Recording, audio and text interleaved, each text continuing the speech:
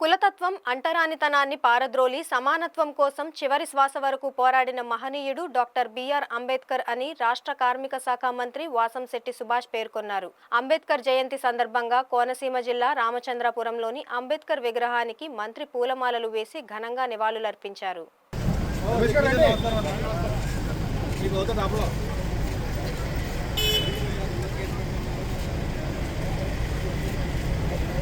ఈ సందర్భంగా మంత్రి మాట్లాడుతూ భారతదేశంలో కులతత్వాన్ని అంటరానితనాన్ని పారద్రోలడానికి అంబేద్కర్ చేసిన కృషి ఎనలేనిదన్నారు. అంటరానితనం మీద పోరాడిన అంబేద్కర్, బాబు జగ్జీవన్ రామ్, పూలే వంటి మహనీయులు పుట్టిన ఏప్రిల్ నెల ఎంతో ప్రాముఖ్యమైనదని మంత్రి అన్నారు.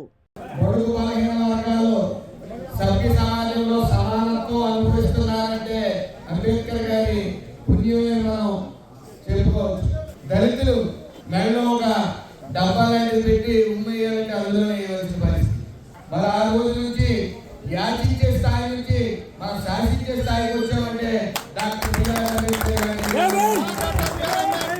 మనం ఆయన చూపించిన మార్గం. చదువు అనే అస్త్రం మనకు కావాలి. ప్రతి మహిళకి చదువుతో పాటు తండ్రికి తండ్రిలో, కొడుకు ఎంతైతే ఆస్తిలో బాగా ఉంటుందో ఆడవాళ్ళకి కూడా అంతే, వాళ్ళ కూతురు కూడా అంతే. వాళ్ళని మరి అది ఆ ప్రపోజల్ ముందుకు తీసుకుని వచ్చి అది ఇంప్లిమెంట్ అయ్యేలా చేసిన మహనీయుడు డాక్టర్ బిఆర్ అంబేద్కర్ గారు.